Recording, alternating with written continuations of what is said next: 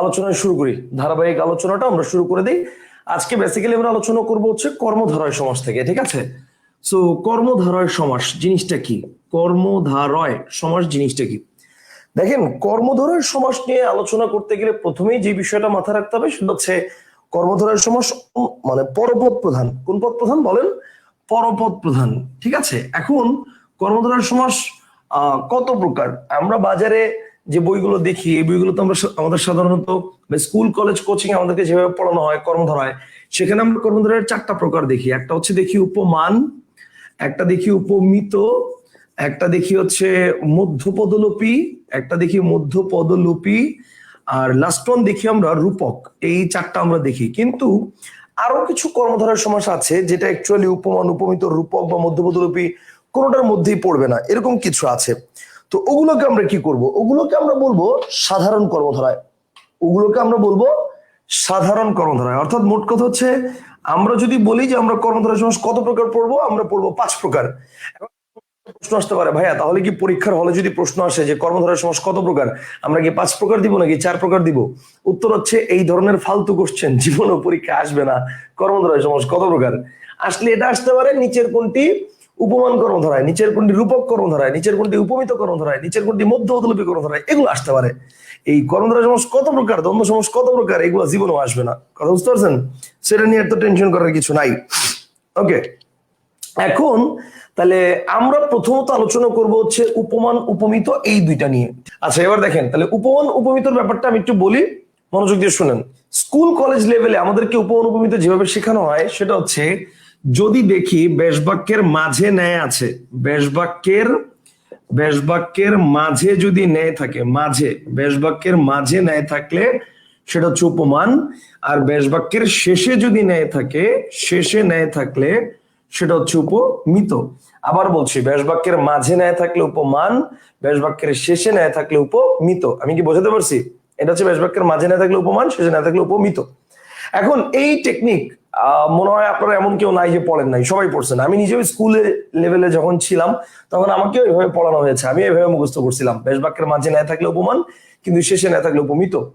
But দুঃখের বিষয় হচ্ছে, আপনার পরীক্ষার হলে যে প্রশ্নপত্র আপনি পান সেখানে কিন্তু বেশবাক্য দেওয়া থাকে না, শুধু একটা ওয়ার্ড দেওয়া থাকে, সমস্ত পদ যেটাকে আমরা বলি, এটা দেওয়া থাকে। এবং সমস্ত পদ থেকে বেশবাক্যটা আপনার নির্ণয় করতে হয়, বেশবাক্যটা আপনাকে নতুন করে নির্ণয় করতে হয়। এটা কিন্তু মানে আলটিমেটলি যে আগের থেকে পরীক্ষার হলে দেওয়া থাকে এরকম না, আপনার নির্ণয় করে নিতে হয়। এখন আপনি বেশবাক্য নির্ণয় করতে গিয়ে যদি ভুল করেন, তার মানে কি আপনার সমাস নির্ণয় ভুল হচ্ছে। আমি একটা সিম্পল উদাহরণ দিয়ে বোঝাচ্ছি। যেমন দেখেন, আমি যদি বলি যে চাঁদমুখ, এটা কোন সমাস? ভালো করে খেয়াল করেন। আমি যদি বলি চাঁদমুখ, এটা কোন সমাস? এখন চাঁদমুখের বেশবাক্য দেখবেন আপনাদের মধ্যে অনেকেই বলবে চাঁদের ন্যায় মুখ, অনেকে বলবে চাঁদের ন্যায় মুখ, আবার অনেকে বলবে মুখ চাঁদের ন্যায়, অনেকে বলবে মুখ চাঁদের ন্যায়। কথাটা বুঝেন? কেউ বলবে চাঁদের ন্যায় মুখ, কেউ বলবে মুখ চাঁদের ন্যায়। এখন প্রশ্ন হচ্ছে, ভাই চাঁদের ন্যায় মুখ না মুখ চাঁদের ন্যায়, কোনটা রাইট? সবচেয়ে বড় কথা, আমি যদি চাঁদের ন্যায় মুখ বলি তাহলে ন্যায় মাঝে, সেই লজিকে চাঁদমুখ হবে উপমান। আবার মুখ চাঁদের ন্যায় বললে ন্যায় শেষে, সেই লজিকে চাঁদমুখ হবে উপমিত। তাহলে এবার আপনিই বলেন, একটা সমাস চাঁদমুখ, এটা কি উপমান উপমিত দুটোই হতে পারে? ডেফিনেটলি না।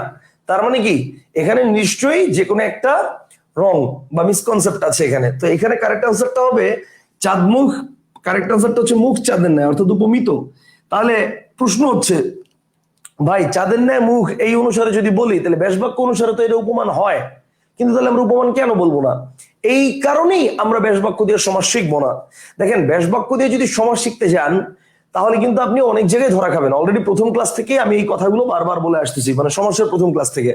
তো এই জন্য আমরা বেশবাক্যকে অ্যাভয়েড করে আমরা কিভাবে টেকনিক্যালি সমাস নির্ণয় করা যায়, উপমান উপমিত, সেই জিনিসটা একটু শিখবো। যেমন দেখি, আমরা একটু উদাহরণ দেখি যে উপমান উপমিত আমরা শিখবো একটু টেকনিক্যালি কিভাবে শিখবো। যেমন উপমান, এটা আমরা শিখবো, উপমান এটা আমরা শিখবো যে যদি দেখি স্ট্রাকচারটা নাউন প্লাস অ্যাডজেক্টিভ আছে তাহলে উপমান, আর যদি দেখি স্ট্রাকচারটা নাউন প্লাস নাউন আছে তাহলে সেটা হচ্ছে উপমিত। শেষ।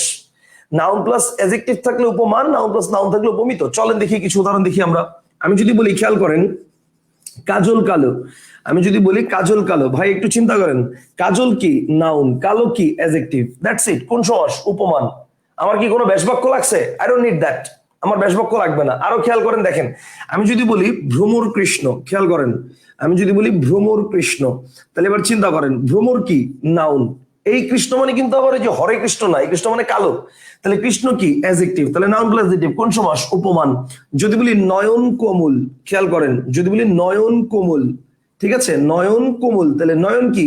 নাউন, কোমল কি? অ্যাডজেক্টিভ, কোন সমাস? উপমান। যদি বলি অরুণ রাঙা, যদি বলি অরুণ রাঙা, তাহলে এবার খেয়াল করেন অরুণ কি? বলেন অরুণ মানে সূর্য, তাহলে নাউন। রাঙা কি? অ্যাডজেক্টিভ, তাহলে নাউন প্লাস অ্যাডজেক্টিভ, কোন সমাস? উপমান। যদি বলি আমি তুষার শীতল, যদি বলি তুষার শীতল, তাহলে এবার খেয়াল করেন তুষার শীতল, তাহলে তুষার কি? নাউন, আর শীতল কি? অ্যাডজেক্টিভ, কোন সমাস? তুষার কি? নাউন, শীতল কি? অ্যাডজেক্টিভ, কোন সমাস? উপমান। যদি বলি দেখেন শস্যব্যস্ত, যদি বলি শস্যব্যস্ত, তাহলে শস্যব্যস্ত, শোষক মানে কি? শোষক মানে খরগোশ, এটা নাউন, আর ব্যস্ত হচ্ছে অ্যাডজেক্টিভ, উপমান। যদি বলি যদি বলি বজ্র কঠিন, যদি বলি বজ্র কঠিন, ঠিক আছে, তাহলে এবার খেয়াল করেন বজ্র কি? নাউন, আর কঠিন কি? অ্যাডজেক্টিভ। তার মানে সবই দেখেন নাউন প্লাস অ্যাডজেক্টিভ ফরমেশনে আছে। এন্ড কোন সমাস? এগুলো হচ্ছে উপমান কর্মধারায়। আপনি বলেন একটারও কি আমি ব্যাসবাক্য নির্ণয় করছি? একটারও ব্যাসবাক্য নির্ণয় করি নাই। I don't need that. আমি ব্যাসবাক্য নির্ণয় করা ছাড়াই আমি বলতে পারবো এটা কোন সমাস। আমার কথা কি বুঝতে পারছেন? সো কাজল কালো, ভ্রমর কৃষ্ণ, নয়ন কোমল, অরুণ রাঙা, তুষার শীতল, শস্যব্যস্ত, বজ্র কঠিন, সব উপমান কর্মধারায়। এবার আমরা একটু দেখি উপমিত কর্মধারায় এটার কিছু উদাহরণ দেখি। এগুলো হচ্ছে উপমান। আচ্ছা, এবার আমরা একটু দেখি উপমিতর কিছু উদাহরণ দেখি। যেমন উপমিতর উদাহরণ, যেমন আমি যদি বলি দেখেন বাহুলতা, একটু খেয়াল করে দেখেন বাহুলতা, তো দেখেন বাহু এটাও নাউন, আবার লতা এটাও নাউন, দুইটাই কি? Noun plus noun.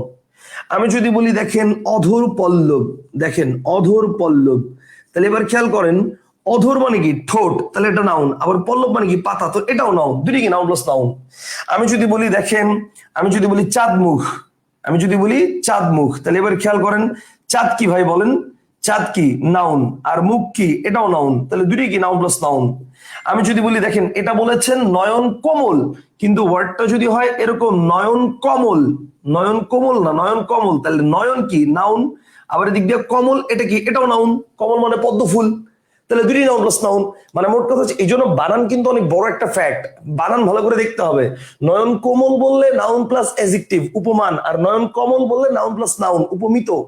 আবার দেখেন বাহুলতা, অধর পল্লব, চাঁদ মুখ, নয়ন কমল, আমি যদি বলি এই যে দেখেন এখানে বলা ছিল বজ্র কঠিন, কিন্তু বজ্র কঠিন না বলে যদি বলা হয় বজ্র কণ্ঠ, যদি বলা হয় বজ্র কণ্ঠ, তাহলে বজ্র কি? এটাও নাউন, কণ্ঠ কি? এটাও নাউন, দুটি নাউন প্লাস নাউন। যদি বলি বজ্রকণ্ঠ, নয়ন কমল, ঠিক আছে, চাঁদমুখ, অধর পল্লব, বাহুলতা, সিংহ পুরুষ, খেয়াল করেন যদি বলি সিংহ পুরুষ, তাহলে সিংহ কি? নাউন, পুরুষ কি? এটাও নাউন, দুটোই কি? Noun plus noun. তাহলে নাউন প্লাস নাউন, তার মানে কি? উপমিত। জিনিসগুলো কি বুঝছেন? তাহলে দেখেন একটা সমাসও আমার কি ব্যাসবাক্য দিয়ে নির্ণয় করতে হয়েছে? I don't need that. ব্যাসবাক্য ছাড়া আমি নির্ণয় করেছি। যে কোনো সমাস ব্যাসবাক্য ছাড়া এভাবে নির্ণয় করা পসিবল। সিস্টেমটা কি? ব্যাসবাক্য না দেখে আমরা দেখবো নাউন প্লাস অ্যাডজেক্টিভ আর নাউন প্লাস নাউন দুইটার কোনটা। যদি নাউন প্লাস অ্যাডজেক্টিভ থাকে তাহলে উপমান, যদি নাউন প্লাস নাউন থাকে তাহলে উপমিত। আমি কি বোঝাতে পারছি? আমি কি বোঝাতে পারছি? আশা করি ক্লিয়ার। আচ্ছা, ওকে ফাইন। তাহলে দেখেন এই পর্যন্ত আশা করি ক্লিয়ার, এই পর্যন্ত আশা করি আপনাদের ক্লিয়ার। এখন আপনাদের একটা পরীক্ষায় প্যাচ লাগতে পারে, সেটা কি? মাঝে মাঝে এমন কিছু ওয়ার্ড পরীক্ষায় আপনি পেতে পারেন যে ভাই এইটা যে আসলে নাউন না অ্যাডজেক্টিভ এটাই আমি বুঝতে পারতেছি না। হতে পারে এমন কিছু ওয়ার্ড আপনি পেতে পারেন পরীক্ষার হলে, ঠিক আছে, যে ভাই এটা কি নাউন না অ্যাডজেক্টিভ এটাই বুঝতেছি না। যেমন যেমন আমি যদি বলি দেখেন ফুলকুমারী, যেমন আমি যদি বলি ফুলকুমারী, একটু খেয়াল করেন দেখেন ফুল কি? এটা আপনারা সবাই বুঝেন, ফুল হচ্ছে নাউন, ঠিক আছে। এখন কুমারী কি বলেন? কুমারী দ্বারা কি হয়েছে কি হয় নাই, তাহলে সেই লজিক অনুযায়ী ফুলকুমারী কি হওয়ার কথা বলেন? অ্যাডজেক্টিভ হওয়ার কথা না, মানে কুমারী কি অ্যাডজেক্টিভ হওয়ার কথা না? একটা মেয়ের অবস্থা বোঝাচ্ছে, বিয়ে হয়েছে কি হয় নাই, তাহলে সেই হিসেবে তো নাউন প্লাস অ্যাডজেক্টিভ, মানে এটা হওয়ার কথা ছিল উপমান। বাট দ্য ফ্যাক্ট ইজ বাংলাদেশের এমন কোন বই নাই যেই বইতে কুমারীকে উপমিত না ধরা হয়েছে, মানে ফুলকুমারীকে উপমিত না ধরা হয়েছে, অর্থাৎ কুমারীকে ধরা হয়েছে নাউন। আমার কথা কি বুঝতে পারছেন? তাহলে ব্যাপারটা হচ্ছে কিছু কিছু ওয়ার্ড কোনটা যে নাউন আর কোনটা যে অ্যাডজেক্টিভ এটা আপনি ধরতে পারবেন না। তাহলে ইন দ্যাট কেস কি করবেন? তাহলে কি এই টেকনিক বাদ দিবেন? উত্তর হচ্ছে না, টেকনিক বাদ দিবেন না, এই টেকনিক ঠিক আছে। তবে টেকনিকটায় মাঝে মাঝে এই নাউন অ্যাডজেক্টিভ চিহ্নিত করতে যদি প্রবলেম হয়, তাহলে সেই জিনিসটা, অর্থাৎ টেকনিকটা যে আপনি অ্যাপ্লাই করলেন টেকনিকটি ঠিক আছে কিনা এটা আরেকটু ওভারশিওর হওয়ার জন্য, কনফার্ম হওয়ার জন্য আপনি আরেকটা কাজ করবেন। সেটা কি? সেটা হচ্ছে আপনি একটু ট্রাই করবেন, দেখবেন মানে ওই যে আমরা বলি না খাতার রিভাইজ দেওয়া, তো মনে করেন এটা হচ্ছে রিভাইজ দেওয়ার মতো। তো উপমান হচ্ছে মনে রাখবেন সত্য সমাস, আর উপমিত হচ্ছে মনে রাখবেন মিথ্যা সমাস। এটা হচ্ছে ফ্যাক্ট। মানে মোট কথা হচ্ছে যদি দেখি যে নাউন প্লাস অ্যাডজেক্টিভ আছে তাহলে উপমান, আর নাউন প্লাস নাউন আছে তাহলে উপমিত। কিন্তু নাউন প্লাস নাউন আর নাউন প্লাস অ্যাডজেক্টিভ এটা উপমান উপমিত হইছে কিনা এটা কনফার্ম হওয়ার জন্য আমরা কি করবো, একটু মিলাই নিব যে নাউন প্লাস অ্যাডজেক্টিভ প্লাস সত্য, নাউন প্লাস নাউন প্লাস মিথ্যা দুইটাই হইছে, তাহলে কনফার্ম এটা উপমান বা উপমিত। আমি কি বোঝাতে পারছি? যেমন কিছু উদাহরণ দেখাই, দেখেন কাজল কালো, তো কাজল তো কালোই হয়, 100% সত্য। বলেন কাজল কি কখনো নীল হয়, সবুজ হয়, সাদা হয়, হলুদ হয়? না, হয় না। এখন বলতে পারেন স্যার বিভিন্ন কোম্পানি তো এই ল্যাকমি বিভিন্ন ধরনের কাজল বানায়, তাহলে এগুলো কি মানে হবে না? উত্তরটা হচ্ছে ভাই দেখেন মানে বিভিন্ন কালারের বানায়, তো ব্যাপারটা হচ্ছে ওগুলো যেগুলো বানায় সেগুলো আর্টিফিশিয়াল, ন্যাচারাল কাজল যেটা প্রকৃতি থেকে পাওয়া যায়, খনি থেকে, 100% কালোই হয়। কাজল কালো ছাড়া অন্য কিছু হয় না, কথা বুঝতে পারছেন? সো দ্যাট ইজ ওয়াই কাজল কালোই হয়, সত্য সমাস। এবার দেখেন ভ্রমর কৃষ্ণ, ভ্রমর তো কৃষ্ণই হয়। কখনো দেখছেন ভ্রমরের চুল পাকছে, বয়স বাড়ছে, সাদা হয়ে গেছে, মরে গেছে? না, জন্ম থেকে মৃত্যু পর্যন্ত ভ্রমর কালোই হয়। এবার দেখেন নয়ন কোমল, নয়ন মানে চোখ, তো চোখ একটা স্নিগ্ধতার বিষয় আছে, তো এই জায়গায় চোখ তো কোমল ঠিকই তো আছে। এরপর দেখেন অরুণ রাঙা, সূর্য তো রাঙাই হয়, রাঙা মানে টকটকে, টকটকে মানে কিন্তু কোনো নির্দিষ্ট কালার না, এটা মনে হচ্ছে উজ্জ্বল কালার। এখন উজ্জ্বল যে কোনো কালার হতে পারে, যেমন মনে করেন লাল টকটকে হতে পারে, তারপর হচ্ছে মনে করেন যে হলুদ টকটকে হতে পারে, কমলা টকটকে হতে পারে, কিন্তু সবুজ কালার এটাকে কি মানে বলতে পারবো? মানে সূর্য কখনো দেখছেন সবুজ কালারের? ডার্ক কালারের কখনো সূর্য দেখছেন নীল কালো? না। তো ব্যাপারটা হচ্ছে অরুণ রাঙা, সূর্য সবসময় রাঙাই হয়। এবার দেখেন তুষার শীতল, তুষার সবসময় ঠান্ডাই হয়। কখনো দেখছেন আকাশ থেকে গরম গরম তুষার পড়তেছে? নেভার।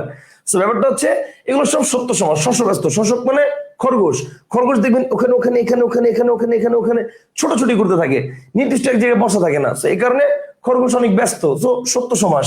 বজ্র কঠিন, যদিও বজ্রকে আমরা আসলে ভাবে পরিমাপ করতে পারি না যে এটা কি তরল, বায়বীয় নাকি কঠিন, কিন্তু যে কোনো পদার্থকে তরল, বায়বীয় এবং কঠিন এই তিনটা ভাগে ভাগ করা যায়, সেই হিসেবে যদি আমরা চিন্তা করি তাহলে বজ্রকে আমরা কঠিন হিসেবেই ধরবো।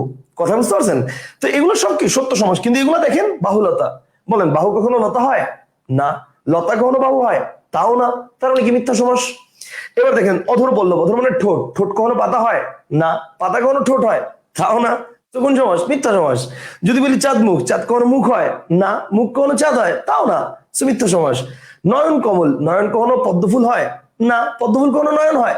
তাও না, মিথ্যা সমাস। এবার সে বজ্রকণ্ঠ, বজ্র কখনো কণ্ঠ হয়? না। কণ্ঠ কখনো বজ্র হয়? তাও না, মিথ্যা সমাস। সিংহ পুরুষ, সিংহ কখনো পুরুষ হয়? না। পুরুষ কখনো সিংহ হয়?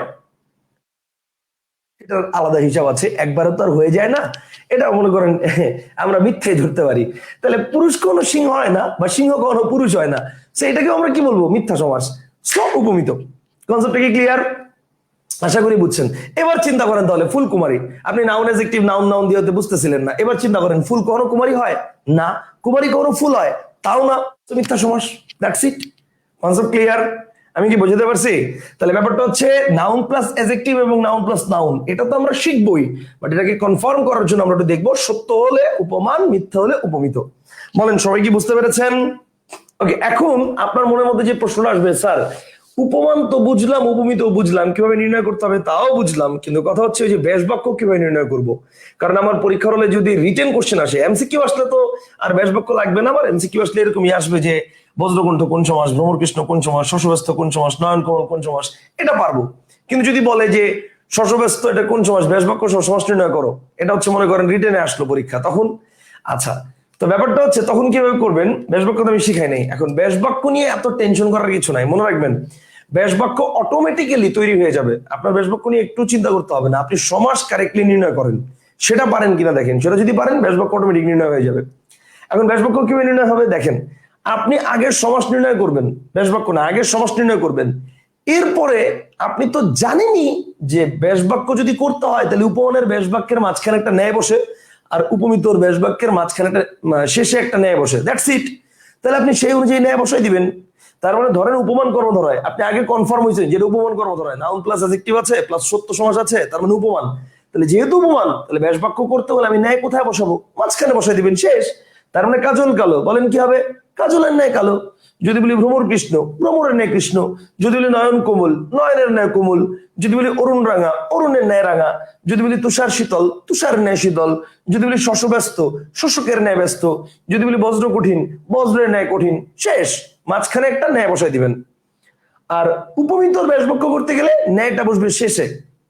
তবে এখানে একটু কথা আছে, উপমিতর ব্যাস বাক্য করতে গেলে ন্যায় শেষে বসবে, এটা ঠিক আছে, কিন্তু আগে কে বসবে এটা নিয়ে আবার একটু ঝামেলা আছে।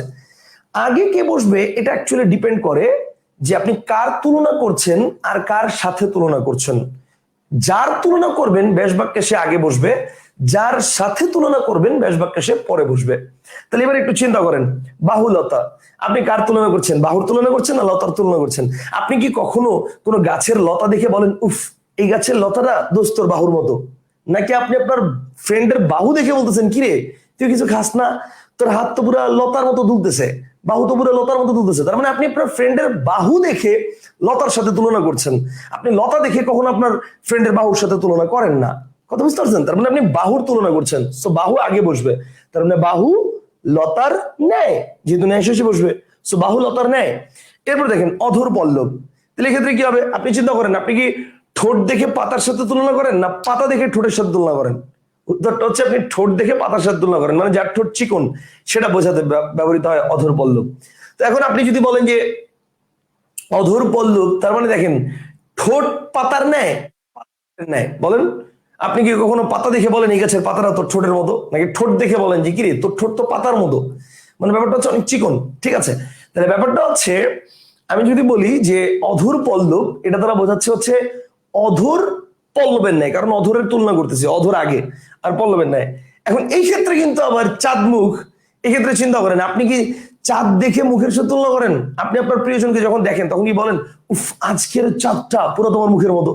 নাকি আপনি বলেন যে তোমার মুখটা আজকে চাঁদের মতো লাগতেছে? আপনি মুখের তুলনা করেন, চাঁদের না।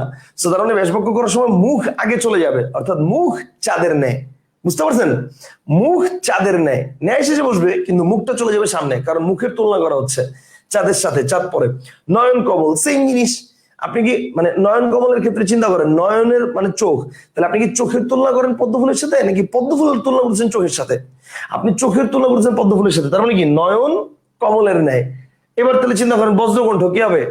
কণ্ঠ বজ্রের ন্যায়, বজ্র কণ্ঠের ন্যায় না, কণ্ঠ বজ্রের ন্যায়, কারণ আমি কণ্ঠের তুলনা করতেছি। আরে বাবা, এই যে বঙ্গবন্ধু শেখ মুজিবুর রহমান বজ্র কণ্ঠের অধিকারী, তার মানে ওনার কণ্ঠটা বজ্রের মতো ছিল, বজ্রটা কণ্ঠের মতো না ছিল, তার মানে কণ্ঠ বজ্রের ন্যায়। তারপরে দেখেন সিংহ পুরুষ। তাহলে এখন আপনি চিন্তা করেন, আপনি কি কোনো সিংহের তুলনা করেন পুরুষের সাথে যে এই সিংহের গায়ে এই পুরুষের মতো শক্তি আছে? নাকি কোনো পুরুষের তুলনা করতেছেন সিংহের সাথে যে এই পুরুষের গায়ে সিংহের ন্যায় শক্তি আছে? তাহলে কারেক্ট আনসার হবে পুরুষ সিংহের ন্যায়। কথা কি বুঝতে পারছেন? ঠিক সেই যে ফুলকুমারী কি হবে? কুমারী ফুলের ন্যায়। বলেন বুঝছেন না বুঝেন নাই? পুরোপুরি কি ক্লিয়ার? আসেন আমরা একটু চলে যাই রূপক কর্মধারায়। রূপক কর্মধারায় জিনিসটাকে আমরা একটু দেখি, আসেন। রূপক কর্মধারায় এটার ব্যাপারটা হচ্ছে এরকম, রূপক কর্মধারার ব্যাপারটা হচ্ছে এরকম, আমরা যেভাবে শিখছি স্কুল কলেজ কোচিং লেভেলে, সেটা হচ্ছে ব্যাস বাক্যের মাঝখানে যদি রূপ থাকে তাহলে সেটা রূপক কর্মধারায়। প্রবলেমটা কোথায় এখানে দেখেন, বিষাদ সিন্ধু, ধরেন এটা পরীক্ষার হলে দিল বিষাদ সিন্ধু কোন সমাস, এন্ড আপনি ঠাড়া মুখস্থ বলতেছেন বিষাদ সিন্ধু বিষাদ রূপ সিন্ধু, এই জন্য রূপক কর্মধারায়। তো এটা রূপক কর্মধারায় কেন? ব্যাস বাক্যের মাঝখানে একটা রূপ আছে, এই জন্য রূপক কর্মধারায়। কাহিনী হচ্ছে আপনার পরীক্ষার হলে তো ব্যাস বাক্য দেওয়া থাকবে না, আপনার পরীক্ষার হলে শুধু দেওয়া থাকবে বিষাদ সিন্ধু। এখন যদি আপনার পরীক্ষার হলে বিষাদ সিন্ধু এটার ব্যাস বাক্য, বিষাদ রূপ সিন্ধু এটা মনে না আসে, যদি আসে বিষাদের ন্যায় সিন্ধু, তাহলে আলটিমেটলি এটা কিন্তু উপমান হয়ে যাবে। তখন যদি আসে বিষাদ সিন্ধুর ন্যায়, তখন হয়ে যাবে উপমিত। যদি বলি বিষাদ ও সিন্ধু, দ্বন্দ্ব। যদি বলি বিষাদের ন্যায় সিন্ধু, বা যদি বলি বিষাদ, যদি বলি যাহাই বিষাদ তাহাই সিন্ধু, সাধারণ কর্মধারা, মানে আলটিমেটলি তখন কি হবে? ব্যাস বাক্যের উপরে ডিপেন্ড করে সমাস করতে গেলে এই বিষাদ সিন্ধুকে আমি 6 ভাবে ব্যাস বাক্য করতে পারবো, কিন্তু 6টাই কি রাইট? না, একটা রাইট, বিষাদ রূপ সিন্ধুর রাইট। তো কোশ্চেন হচ্ছে বাকিগুলা কেন ভুল? ঠিক আছে, তো দ্যাট ইজ ওয়াই আমরা এই রূপক কর্মধারয় সিস্টেমটা এভাবে শিখবো না যে ব্যাস বাক্যের মাঝখানে রূপ থাকলে সেটা রূপক কর্মধারয়। তাহলে আমরা কিভাবে শিখবো? আমরা শিখবো সেটা হচ্ছে, যদি দেখি যে সমস্ত পদের প্রথম অংশটা অদৃশ্যমান হয়, কি হয় ভাই? প্রথম অংশটা অদৃশ্য এবং পরের অংশটা দৃশ্যমান, দ্যাটস ইট। প্রথম অংশটা অদৃশ্য এবং পরের অংশটা দৃশ্যমান, এটাই হচ্ছে রূপক কর্মধারয়। সমস্ত পদের প্রথম অংশটা যদি দেখি অদৃশ্যমান আছে এবং পরের অংশ দৃশ্যমান আছে, তাহলে এটা রূপক কর্মধারয়। ঠিক আছে? সমস্ত পদের প্রথম অংশ যদি অদৃশ্যমান হয় এবং পরের অংশ যদি দৃশ্যমান হয়, তাহলে সেটা হচ্ছে রূপক কর্মধারয়। আচ্ছা, যেমন কি ভাই? চলুন কিছু উদাহরণ দেখি আমরা। আসেন কিছু উদাহরণ দেখি। যেমন আমি যদি বলি যে দেখেন মন মাঝি, তাহলে একটু চিন্তা করেন, মন মাঝি ভাই, মন কি? মন হচ্ছে অদৃশ্য, আবার মাঝি কি? দৃশ্যমান। বলেন মন দেখা যায়? যায় না। মাঝি দেখা যায়? যায়। কোন সমাস রূপক কর্মধারয়? আচ্ছা, এখন আমি যদি বলি ভাই প্রাণ পাখি, বলেন প্রাণ দেখা যায়? যায় না। পাখি দেখা যায়? যায়। কোন সমাস? রূপক কর্মধারয়। ঠিক আছে? যদি বলি আমি বিষাদ সিন্ধু, ঠিক আছে, বিষাদ সিন্ধু, তাহলে এবার চিন্তা করেন, বিষাদ মানে কি? দুঃখ। দুঃখ দেখা যায়? যায় না। সিন্ধু মানে কি? সাগর। সাগর দেখা যায়? যায়। কোন সমাস? রূপক কর্মধারয়। তাহলে বিষাদ সিন্ধু, প্রাণ পাখি, মন মাঝি। আমি যদি বলি দেখেন আমি যদি বলি বিদ্যাসাগর, তাহলে দেখেন বিদ্যা দেখা যায়? যায় না। সাগর দেখা যায়? যায়। কোন সমাস? রূপক কর্মধারয়। ঠিক আছে? তাহলে বিদ্যাসাগর। আমি যদি বলি দেখেন শোকানল, যদি বলি শোকানল, তাহলে বলেন শোক দেখা যায়? যায় না। অনল দেখা যায়? অনল মানে আগুন, দেখা যায়? যায়। কোন সমাস? রূপক কর্মধারয়। যদি বলি যদি বলি জীবন প্রদীপ, তাহলে জীবন দেখা যায়? যায় না। প্রদীপ দেখা যায়? যায়। কোন সমাস? রূপক কর্মধারয়। বুঝতে পারছেন? তাহলে এগুলো সবই হচ্ছে কি বলেন? এগুলো সবই হচ্ছে রূপক কর্মধারয়। সিস্টেমটা কি? ব্যাস বাক্যের প্রথম অংশটা অদৃশ্যমান, পরের অংশটা দৃশ্যমান, শেষ। রূপক কর্মধারয়। কনসেপ্টটা কি ক্লিয়ার? আজকে কিন্তু আমরা একটু লং টাইম ক্লাস নিব, কারণ আজকে আমাদের পুরো সময় শেষ করার টার্গেট, বিকজ আগামীকালকে আমরা ক্লাস নিব না, দ্যাট ইজ ওয়াই। ঠিক আছে? ওকে, তাহলে এবার দেখেন, তাহলে মন মাঝি, প্রাণ পাখি, বিষাদ সিন্ধু, বিদ্যাসাগর, শোকানো, জীবন প্রদীপ, এগুলো সব কি প্রথম অংশটা দেখা যাবে না পরের অংশটা দেখা যাবে? তবে এখানে একটা কথা আছে, এখানে একটা কথা না, এখানে দুইটা কথা আছে। প্রথম কথা হচ্ছে ভাই, এই যে মন মাঝি, প্রাণ পাখি, বিষাদ সিন্ধু, সবসময় কি প্রথম অংশটা অদৃশ্যমান হবে আর সবসময় কি পরের অংশটা দৃশ্যমান হবে? এটা কি বাধ্যতামূলক? উত্তর হচ্ছে না, এটা বাধ্যতামূলক না। অদৃশ্য প্লাস দৃশ্যমান এই স্ট্রাকচারে বেশিরভাগ সময় রূপক কর্মধারয়ের উদাহরণগুলো মিলে যায়, কিন্তু তার যে এই অদৃশ্যমান প্লাস দৃশ্যমান এই সিস্টেমেই সব মিলবে। কিছু আছে যেটা ব্যতিক্রম, যেমন যেমন মনে করেন আমি যদি বলি দেখেন দেহ ঘড়ি, তাহলে এই যে আমি বললাম দেহ ঘড়ি, এটাও তো রূপক কর্মধারয়, কিন্তু এটার তো দেহ দেখা যায়, ঘড়িও দেখা যায়। যদি বলি দেহ তত্ত্ব, যদি বলি দেহ তত্ত্ব, তাহলে এটাও রূপক কর্মধারয়, কিন্তু এখানে প্রথম অংশ দেখা যায়, পরেরটা দেখা যায় না। অথবা যদি বলি আমি কায়াতরু, যদি বলি আমি কায়াতরু, তাহলে এবার দেখেন এখানে কায়া দেখা যায়, তরু দেখা যায়, দুই দেখা যায়। শরীর, কায়া মানে শরীর আর তরু মানে বৃক্ষ, তাহলে দুই দেখা যায়। তাহলে দুই যেহেতু দেখা যায়, তাহলে তো রূপক কর্মধারয় হওয়ার কথা না, কিন্তু এটা এই জন্য বলছি যে সবই আসলে মিলবে, ব্যাপারটা এরকম না। ব্যাপারটা হচ্ছে এইটা রূপক কর্মধারয়ের মূল টেকনিকটা হচ্ছে অদৃশ্য প্লাস দৃশ্য, মানে এইটা দিয়ে মনে রাখবেন বেসিক। তো তবে এর বাইরেও কিছু জিনিস থাকতে পারে যে দুইটা অংশই দেখা যায় বা পরের দুইটা অংশই দেখা যায় না, বা প্রথম অংশ অদৃশ্যমানের জায়গায় প্রথম অংশ দৃশ্যমান, পরের অংশ দৃশ্যমানের জায়গায় পরের অংশ অদৃশ্যমান, এটাও হতে পারে। সো তাহলে প্রশ্ন হচ্ছে ভাই, তাহলে আমি অ্যাকচুয়ালি এটার বেসিক জিনিসটা কিভাবে বুঝবো? মানে ধরেন পরীক্ষা হলে আমার এই ধরনের কোন উদাহরণ নিয়ে আসলো, আপনি বুঝবেন কেমনে? এটা হচ্ছে আপনার এক নম্বর প্রশ্ন। আরেকটা প্রশ্ন মাথায় আসতে পারে যে ভাই, এই মন মাঝি, মন নাউন, মাঝিও নাউন। এই যে প্রাণ পাখি, প্রাণ নাউন, পাখিও নাউন। এই যে দেহ ঘড়ি, দেহ নাউন, ঘড়িও নাউন। তাহলে আমি এগুলাকে কেন না? উপমিত কর্মধারার মধ্যেও তো আমার নাউন প্লাস নাউন আছে। তাহলে উপমিত কর্মধারের মধ্যে যেহেতু আমাদের নাউন প্লাস নাউন আছে, তাহলে এইটাকে কেন আমি উপমিত কর্মধারয়ের সমাস বলবো না, এটাকে কেন আমি রূপক বলবো?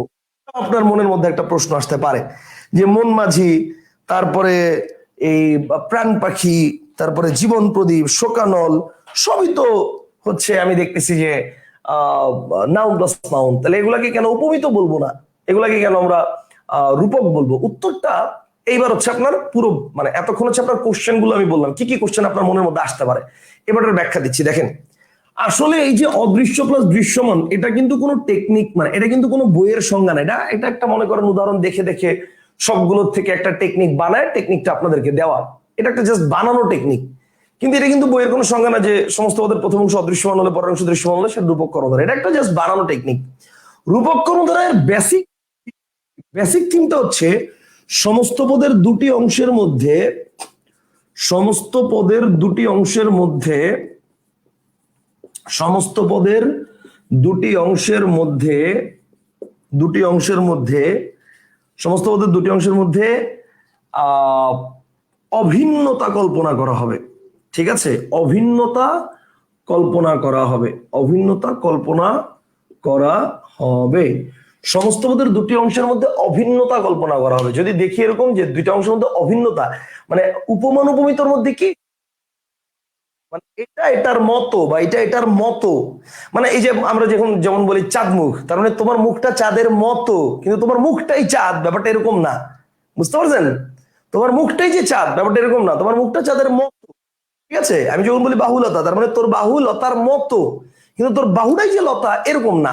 ঠিক আছে, কিন্তু রূপক কর্ণধারে কি হবে, রূপক কর্ণধারের দুইটা অংশ, এটা মানে ওইটা, ওইটা মানে এইটা, এরকম বোঝাবে। যেমন কি, চলেন আমরা কিছু উদাহরণ দেখি, উদাহরণ দেখলে জিনিসটা ক্লিয়ার হয়ে যাবে। যেমন এই যে আমি কিছু উদাহরণ বললাম এতক্ষণ, এই যে দেখেন মন মাঝি, দেখেন কেন মন মাঝি বললাম একটু চিন্তা করেন তো, কেন মন মাঝি বললাম, এটা কেন মন পাইলট হলো না? মন পাইলটও তো হইতে পারতো, মন পাইলটও তো বলতে পারতাম, বা মন ড্রাইভারও তো বলতে পারতাম। মন মাঝি কেন বললাম ভাবেন, মন মাঝি কেন বললাম? একজন বলছে স্যার কথামৃত, তারপর হচ্ছে মোহনিদ্রা, এগুলো কিভাবে ডাইরেক্ট, এগুলো কি ডাইরেক্ট মুখস্থ করবো? উত্তর হচ্ছে না, মুখস্থ করবেন না। এই যে দেখেন কথামৃত, দেখেন কথা দেখা যায় না, আর এটা কিন্তু মৃত না, অ্যাকচুয়ালি ওয়ার্ডটা হচ্ছে অমৃত, কথা যোগ অমৃত, ওয়ার্ডটা হচ্ছে কথামৃত। ঠিক আছে, তাহলে অমৃত এটাও দেখা যায় না, কথা এটাও দেখা যায় না, তাহলে দুইটা অংশই দেখা যায় না, দুইই অদৃশ্যমান। এটা যেমন দুইই দৃশ্যমান, এটা দুইই অদৃশ্যমান। আবার দেখেন আরেকটা বলছেন কি, কথামৃতর পরে আরেকটা বলছেন হচ্ছে মোহনিদ্রা, এই যে মোহনিদ্রা। তাহলে এবার দেখেন মোহ, মোহ মানে কি, মোহ মানে হচ্ছে মনে করেন কোনো কিছুর প্রতি অ্যাট্রাকশন, টান, তাহলে মোহ এটাও দেখা যায় না, আবার নিদ্রা এটাও দেখা যায় না। ঠিক আছে, এরকম মনে করেন মোহ নিদ্রার মতো, তাহলে দুই অদৃশ্যমান। আবার এরকম মনে করেন প্রেম ডোর, ঠিক আছে, প্রেম এটাও দেখা যায় না, আবার ডোর মানে বন্ধন এটাও দেখা যায় না। এই তিনটাই দেখা যায় না, মানে দুইটাও, এই তিনটার দুইটা অংশই দেখা যায় না। আবার উপরের এগুলার হচ্ছে এটা অংশ দেখা যায়, এটা অংশ দেখা যায়, এরকম। এই জন্য তো বলছি যে অদৃশ্য প্লাস দৃশ্যমান, এটাও আছে, অনেক টিচাররা আছে জাস্ট এইটুক পড়ায় যে অদৃশ্য প্লাস দৃশ্যমান থাকলে রূপক কর্ণধার হয়। এটা আসলে পুরোপুরি সব মিলবে না। অদৃশ্য প্লাস দৃশ্যমান দিয়ে বেসিক্যালি অনেকগুলো মিলবে, কিন্তু সব না। সব মেলানোর জন্য আপনার বেসিক জিনিসটা ক্লিয়ার করতে হবে, এবং সেটা হচ্ছে কি, উপমান মানে সরি রূপক কর্ণধার মানে হচ্ছে সমস্ত পদের দুটি অংশের মধ্যে অভিন্নতা কল্পনা করা। এখন অভিন্নতা জিনিসটা কি, দেখেন মন মাঝি কেন বললাম, এটা তো মন ড্রাইভারও হইতে পারো, মন পাইলটও হতে পারতো। মন মাঝি কেন বললাম, দেখেন মাঝি ছাড়া পাইলট বা ড্রাইভার বা অন্য যে কোনো চালককেই বলেন না কেন, তাদেরকে নির্দিষ্ট একটা রুট মেনটেন করতে হয়। মনে করেন এইটা হাইওয়ে রোড, তো এটা হচ্ছে আপওয়ার্ড আর এটা হচ্ছে মনে করেন ডাউনওয়ার্ড। ঠিক আছে, এখন এই পাশে একটা ইউটার্ন আছে, এই পাশে একটা ইউটার্ন আছে। এখন আপনি একটা বাইক নিয়ে এখানে আছেন, আপনার গন্তব্যস্থল এখানে, এখন আপনার জন্য কি এটা সোজা মানে কম রাস্তা, নাকি এটা কম রাস্তা বলেন? ডেফিনেটলি এটা কম রাস্তা, নিচের এটা। আপনি একটা বাইক নিয়ে, আবার বলি বাইক নিয়ে এখানে আছেন, এখন আপনার জন্য এটা কম রাস্তা, কিন্তু আপনি কি চাইলে উল্টা দিক দিয়ে গাড়ি চালিয়ে পাশে যেতে পারবেন? সব গাড়িগুলো দেখেন এইভাবে এইভাবে আসতেছে, আর আপনি যদি এদিকে যান তাহলে কি আপনি অ্যাক্সিডেন্ট করবেন না? আপনার সম্ভাবনা অ্যাক্সিডেন্ট করার বেশি। কিন্তু আপনাকে একটা রুট মেনটেন করে এভাবে ঘুরে আসলে তারপরে আর অ্যাক্সিডেন্ট করার সম্ভাবনা থাকবে না। তাহলে ব্যাপারটা হচ্ছে ড্রাইভারকে কি করতে হয়, একটা রুট মেনটেন করতে হয়, অ্যাজ ওয়েল অ্যাজ আমি যদি বলি যে মানে প্লেনের যে পাইলট, পাইলটকেও কি একটা রুট মেনটেন করতে হয়। আমি যদি বলি দেখেন, আমি যদি বলি দেখেন যে এটা এটা মনে করেন পৃথিবীর এই পাশে হচ্ছে বিডি বাংলাদেশ, এই পাশে হচ্ছে ইউএই ইউনাইটেড আরব এমিরেটস, আর এই পাশে হচ্ছে মনে করেন ইউএসএ, ধরেন এই পাশে হচ্ছে ইউএসএ। এখন মনে করেন বাংলাদেশ থেকে আপনি আপনি যাবেন ইউএসএ তে, আপনি রওনা দিচ্ছেন এদিকে, তাহলে এবার বলেন বাংলাদেশ থেকে আপনি যাবেন ইউএসএ তে, আপনি রওনা দিচ্ছেন এদিকে, আপনি ইউএসএ জীবনে পৌঁছতে পারবেন? পারবেন? পারবেন না যে তা না, পারবেন। কিভাবে পারবেন? মনে করেন আপনি পৃথিবী দিক থেকে তারপর যদি আসেন, তো এটা কি কোনো ছাগলে যাবে এভাবে? ডেফিনেটলি না। ব্যাপারটা হচ্ছে সে কিভাবে যাবে, এভাবে যাবে যদি সে ইউএসএ তে যেতে চায়। তাহলে ব্যাপারটা হচ্ছে প্রত্যেকের একটা রুট মেনটেন করতে হয়, কিন্তু মাঝির ক্ষেত্রে এই ধরনের কোনো রুট মেনটেন করতে হয় না। মনে করেন ব্যাপারটা হচ্ছে এরকম যে এটা নদী, নদীর এই পারে মাঝি আছে, এখানে তার গন্তব্যস্থল। সে মন চাইলে সোজা যাবে, মন চাইলে এভাবে এভাবে এভাবে এভাবে যাবে, মন চাইলে সে এমনি রওনা দিছে, বাতাস ধাক্কায় এই পাশে নিয়ে আসছে, এটাও হইতে পারে। স্রোতের প্রতিকূলে যাচ্ছিল, ধাক্কায় নিয়ে আসছে এদিকে, বা যদি ভাটার মধ্যে থাকে তাহলে এদিকে রওনা দিবে, এদিকে ধাক্কায় নিয়ে যাবে বাতাস। মানে ব্যাপারটা হচ্ছে, বা মনে কর এখানে সে নদী নৌকা থেকে যাত্রীদেরকে নামাবে, সে এদিকে যাইতে পারলো না, সে এদিকে নামাই দিল, তো সমস্যা কি, এখানেই নামাইলো। ব্যাপারটা তো এরকম না যে আমার রানওয়ে ছাড়া আমি কোনো জায়গায় ল্যান্ড করতে পারবো না, তাই না? ব্যাপারটা তো এরকম না, নদীর ঘাট, আমি নৌকা যেখানে খুশি সেখানে থামাইতে পারবো। তাহলে ব্যাপারটা হচ্ছে মনটাকে তুলনা করা হয় মাঝির সাথে, কারণ মানে মাঝি যখন যেখানে যেদিকে খুশি যেতে পারে, কিন্তু পাইলট বা ড্রাইভার যেতে পারে না। এন্ড দ্যাট ইজ ওয়াই মনে করেন আপনি কোনো এক সময় হয়তো সেন্ট মার্টিন গিয়েছেন, বা কোন একটা টুরিস্ট স্পটে আপনি গিয়েছেন, ঘুরে এসেছেন, সাজেক ভ্যালি হোক বা বান্দরবন হোক বা টাঙ্গুয়ার হাওর হোক বা যেটাই হোক। এখন আপনি পরবর্তীতে 6 মাস পরে আপনি মনে মনে কল্পনা করছেন যে আমার সুন্দরবনে কাটানোর সময়গুলো, সেন্ট মার্টিনে কাটানোর সময়গুলো কতটা সুন্দর ছিল। এখন এটা বোঝার জন্য, এটা কল্পনা করার জন্য আপনার কি ভাই, মানে মনে মনে যখন কল্পনা করবেন, আপনার কি মনে মনে আগে বাসের টিকিট কাটতে হবে? আপনি কি চিন্তা করবেন বাস কাউন্টারে গেলাম, টিকিট কাটলাম, এবার 12 ঘন্টা জার্নি করব মনে মনে, তারপরে আমি সুন্দরবন কল্পনা করতে পারবো? এই ব্যাপারটা এরকম, নাকি আপনি জাস্ট কল্পনা করতেছেন যে আমি সুন্দরবন দেখতেছি, এরকম ছিল, এরকম এরকম ছিল, এরকম? ব্যাপারটা হচ্ছে মাঝির মতো, ঠিক আছে? অর্থাৎ মনটাকে মাঝির সাথে তুলনা করা হয় ঠিক সেম ভাবে। এই যে দেখেন প্রত্যেকটা জিনিস একটা মানে মানে এখানে কি এইটার সাথে ওইটার তুলনা না, এইটার সাথে এইটা ওইটার মতো। এই যে দেখেন প্রাণটা পাখির মতো, পাখির সাথে তুলনা করে নাই, প্রাণটা পাখির মতো। মানে ব্যাপারটা হচ্ছে এরকম যে পাখি বসে আছে, আপনার কাছ থেকে উড়ে যাওয়ার অনুমতি নেয় না, তো প্রাণ আছে, কখন যে উড়ে যাবে আপনি জানেন না। সো যে কোনো সময় পাখির মতো উড়ে যেতে পারে। দেখেন বিষাদ সিন্ধু, বিষাদটা হচ্ছে কি, মানে দুঃখটা হচ্ছে সাগরের মতো, কোনো শেষ নাই, সাগরের কোনো শেষ নাই, এখান থেকে ওখানে, ওখান থেকে এখানে, ওখান থেকে এখানে, কোনো শেষ নাই। বিষাদটা হচ্ছে কি, কোনো শেষ নাই। ঠিক সেম ভাবে দেখেন বিদ্যাসাগর, তো বিদ্যা এটা তো সাগরের মতো, কোনো শেষ নাই, কোনো শেষ নাই। মানে সাগরের যেমন কোনো শেষ নাই, বিদ্যারও শেষ নাই। আপনি যত পড়বেন আরো আছে, আরো পড়বেন আরো আছে, আরো পড়বেন আরো আছে। তারপর দেখেন শোকানল, দুঃখটা হচ্ছে আগুনের মতো, মানে এটার কোনো, মনে করেন আগুন যেমন সবকিছুকে জ্বালিয়ে পুড়িয়ে ছারখার করে দেয়, দুঃখ বা রাগ এটাও সবকিছুকে জ্বালিয়ে পুড়িয়ে ছারখার করে দেয়, নষ্ট করে ফেলে সবকিছু। তারপর দেখেন এই যে জীবন প্রদীপ, জীবনটা প্রদীপের মতো, প্রদীপ শেষ, নিভে গেছে। জীবন চলতেছে চলতেছে চলতেছে চলতেছে, হঠাৎ একটু দমকা হয়, শেষ, নিভে গেছে, শেষ। তাহলে ব্যাপারটা হচ্ছে এগুলো দুইটার মধ্যে অভিন্নতা কল্পনা করা হয়েছে, বুঝতে পারছেন? এই দেহটা কি একটা ঘড়ির মতো, ঘড়ি যেমন চলতেছে চলতেছে চলতেছে চলতেছে, হঠাৎ ব্যাটারি শেষ, দেহ চলতেছে চলতেছে চলতেছে চলতেছে, হঠাৎ ব্যাটারি শেষ। ব্যাপারটা হচ্ছে এরকম। তাহলে এখানে দেখা যাচ্ছে দুইটার মধ্যে নাউন প্লাস নাউন স্ট্রাকচার থাকলেও এইটা হচ্ছে অভিন্নতা কল্পনা করা হবে। দ্যাট ইজ ওয়াই এটাকে আমরা রূপক কর্মধারয় বলবো। সবাই কি বুঝতে পারছেন? আচ্ছা, আশা করি পুরোপুরি ক্লিয়ার হয়েছেন। তাহলে আমাদের রূপক নিয়ে আলোচনা করা শেষ। উপমান গেল, উপমিত গেল, রূপক গেল। আচ্ছা, এবার আসেন আমরা আলোচনা করব মধ্য পদলোপী নিয়ে, ঠিক আছে? সো হেডলাইন দিবেন মধ্য পদলোপী, কিন্তু লিখবেন না মধ্য পদলোপী কর্মধারায়, শুধু লিখবেন মধ্য পদলোপী, ঠিক আছে? লিখবেন না মধ্য পদলোপী কর্মধারায়, শুধু লিখবেন মধ্য পদলোপী। ওকে, সো লিখেন মধ্য পদলোপী, মধ্য পদলোপী। এখন আসেন কি, এখন এটা আমার দুইটা সমাস আছে, একটা আছে কর্মধারায়, মধ্যপদলোপী কর্মধারায়, আরেকটা আছে বহুব্রীহি।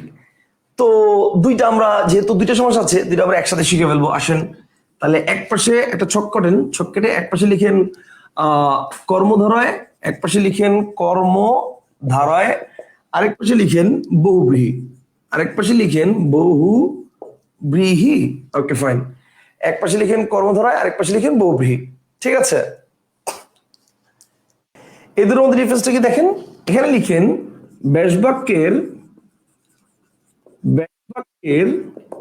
ঠিক মাঝের পদ লোপ পাবে, ব্যাসবাক্যের ঠিক মাঝের পদ লোপ পাবে, ব্যাসবাক্যের ঠিক মাঝের পদ লোপ পাবে।